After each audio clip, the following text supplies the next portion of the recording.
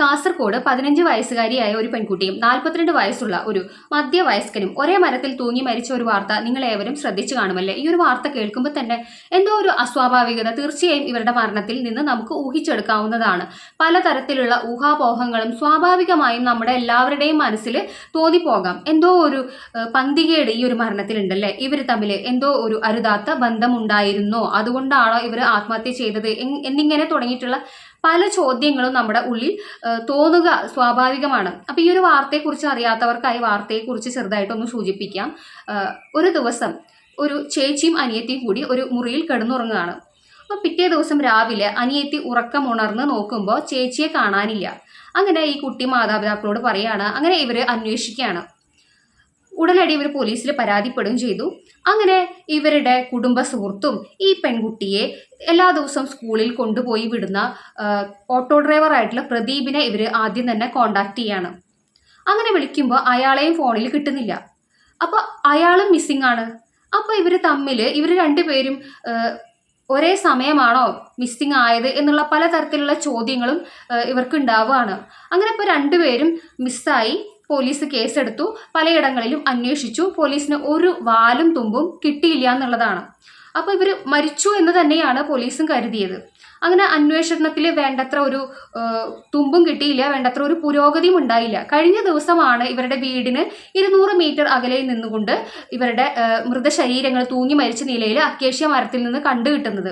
അങ്ങനെ ഈ ചുറ്റുവട്ടത്ത് താമസിക്കുന്ന പലർക്കും മരിക്കുമ്പോൾ ഉണ്ടാവുന്ന ഒരു ദുർഗന്ധമുണ്ടല്ലോ, അങ്ങനെ ദുർഗന്ധമൊന്നും വന്നില്ല എന്നുള്ളത് ഒരു സംശയം ജനിപ്പിക്കുന്ന ഒരു കാര്യം തന്നെയാണ്. അപ്പോൾ തൊട്ടടുത്ത് കോഴി ഫാം ഉണ്ട്, അപ്പോൾ അതുകൊണ്ടാണ് ആർക്കും ഒരു സംശയം തോന്നാതിരുന്നത് എന്നൊക്കെ പല കാര്യങ്ങളും പലരും സൂചിപ്പിക്കുന്നുണ്ട്. എന്നിരുന്നാലും പോലീസിന്റെ അനാസ്ഥ നമുക്ക് ചൂണ്ടിക്കാണിക്കേണ്ട ഒരു കാര്യം തന്നെയാണല്ലേ. അപ്പോൾ വേണ്ടത്ര ഒരു അന്വേഷണ പുരോഗതി ഉണ്ടായിട്ടില്ല എന്നുള്ളതാണ്. അപ്പം നമ്മുടെ വിഷയം അതൊന്നുമല്ല. അപ്പം എന്തുകൊണ്ടായിരിക്കാം ഇവർ ആത്മഹത്യ ചെയ്തത്? നമുക്ക് ആ വിഷയം ഒന്ന് പരിശോധിക്കാം കേട്ടോ. അതിനു മുമ്പ് എനിക്ക് ഒരു കാര്യം പറയാനുണ്ട്. ഇപ്പോഴത്തെ ഒരു കാലഘട്ടത്തിൽ അധ്യാപകർക്ക് വിദ്യാർത്ഥിയെ തിരിച്ചറിയുന്നില്ല, അച്ഛന് മകളെ തിരിച്ചറിയുന്നില്ല, സഹോദരങ്ങൾക്ക് സഹോദരിയെ തിരിച്ചറിയുന്നില്ല. അങ്ങനെ ഒരു ദുഷിച്ച ഒരു കാലഘട്ടത്തിലൂടെയാണ് നാം കടന്നു പോകുന്നത്. അപ്പോൾ പലതരത്തിലുള്ള ഊഹങ്ങളും ഈ ഒരു മരണത്തിൽ നിന്നും നമുക്ക് ഊഹിച്ചെടുക്കുന്ന കാര്യമാണെന്ന് ഞാൻ വീണ്ടും എടുത്തു പറയാണ് കേട്ടോ. അപ്പം ഇങ്ങനെയുള്ള കാര്യങ്ങൾ കേൾക്കുമ്പോൾ സ്വാഭാവികമായും മനസ്സിൽ തോന്നുന്ന ഒരു കാര്യമുണ്ട് കേട്ടോ. ഈ ലോകത്ത് 2 ജാതിയേ ഉള്ളൂ, പുരുഷവർഗം, സ്ത്രീവർഗം. അങ്ങനെ അപ്പം സ്വാഭാവികമായും അടുത്ത് ഇടപഴകാനുള്ള ഒരു സന്ദർഭം കിട്ടുകയാണെന്നുണ്ടെങ്കിൽ ആർക്കായാലും ചില ശാരീരികമായ ചോദനകൾ തോന്നിയേക്കാം.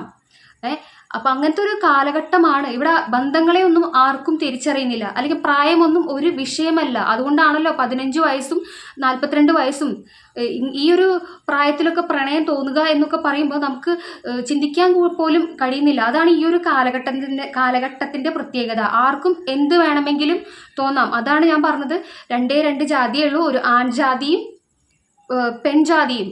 അപ്പം ഇവർ ഒരുമിച്ച് ഇടപഴകാനുള്ള സന്ദർഭം കിട്ടുകയാണെന്നുണ്ടെങ്കിൽ പലരും അത് ദുരുപയോഗം ചെയ്തേക്കാം. എല്ലാവരുടെ കാര്യമല്ല കേട്ടോ പറയുന്നത്. അപ്പോൾ നമ്മൾ എന്താണ് ചെയ്യേണ്ടത്? മാതാപിതാക്കൾ തീർച്ചയായും കണ്ണും നട്ട് മക്കളെ നോക്കിയിരിക്കേണ്ട ഒരു അവസ്ഥയാണ്.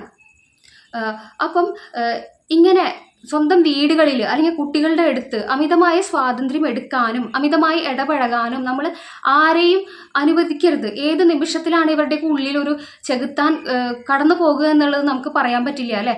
ഒരു പക്ഷേ നമ്മൾ നേരിട്ട് കാണുമ്പോഴും ഇടപഴകുമ്പോഴും എല്ലാവരും നല്ലവർ തന്നെയാണ്. പക്ഷെ ഏതൊരു നിമിഷത്തിലാണ് ഇവരുടെ ഉള്ളിൽ ഈ ഒരു ചെകുത്താൻ്റെ സ്വഭാവം വളരുക എന്ന് നമുക്ക് പറയാൻ പറ്റില്ല. ഇപ്പം ഈ പ്രദീപിൻ്റെ കേസ് എടുക്കുകയാണെന്നുണ്ടെങ്കിൽ ഈ പ്രദീപ് അച്ഛൻ്റെ ഉറ്റ സുഹൃത്താണ്, കുടുംബ സുഹൃത്താണ്. അപ്പം അച്ഛന് വയ്യാണ്ടായ സമയത്ത് ഈ കുടുംബത്തെ സപ്പോർട്ട് ചെയ്യുന്ന ഒരു വ്യക്തിയാണ്. അങ്ങനെ വളരെയധികം അടുത്ത് ഇടപഴകുന്ന ഒരു വ്യക്തിയാണ് അയാൾ. അപ്പം അയാൾക്കാണോ ഈ കുട്ടിക്കാണോ ഏതെങ്കിലും സന്ദർഭത്തിൽ എന്തെങ്കിലും തോന്നിയിട്ടുണ്ടായിരിക്കാം. ഒരു പക്ഷെ അതുകൊണ്ടായിരിക്കാം ഇവർക്ക് പറ്റിയ എന്തെങ്കിലും തെറ്റ് കാരണം കൊണ്ടായിരിക്കാം ഇവർ ആത്മഹത്യ ചെയ്തിട്ടുണ്ടാവുക. കാരണം ഒന്നും നമുക്കറിയില്ല, രണ്ടുപേരും ഈ ഭൂമിയിലില്ല.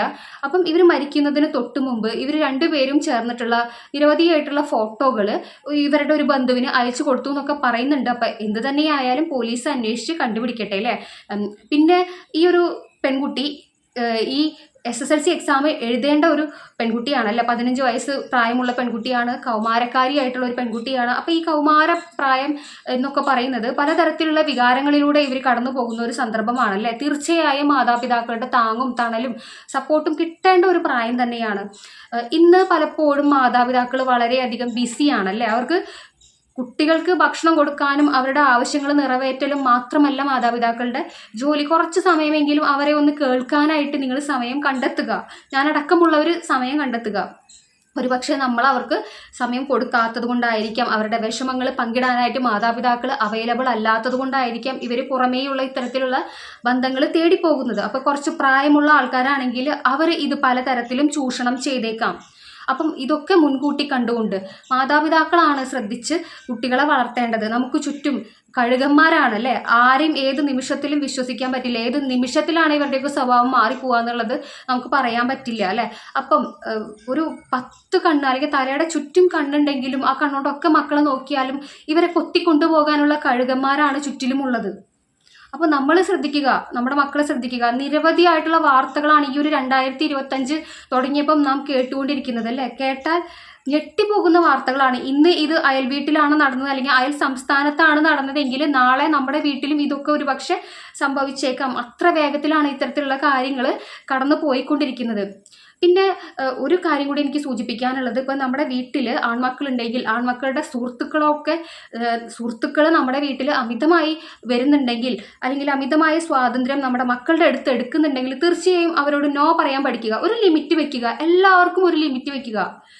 എങ്കിൽ മാത്രമാണ് ഈ ഒരു കാലഘട്ടത്തിൽ നമുക്ക് ജീവിച്ചു പോകാനും നമ്മുടെ മക്കളെ സംരക്ഷിക്കാനും പറ്റുള്ളൂ. അപ്പം ഇത്രയുമാണ് ഈ ഒരു വിഷയത്തിൽ എനിക്ക് പറയാനുള്ളത്. അപ്പം നിങ്ങളുടെ അഭിപ്രായങ്ങളും തീർച്ചയായും നിങ്ങൾ രേഖപ്പെടുത്തുക. വീഡിയോ ഇഷ്ടപ്പെട്ടാൽ സബ്സ്ക്രൈബ് ചെയ്ത് സപ്പോർട്ട് ചെയ്യുക കേട്ടോ. അപ്പം താങ്ക്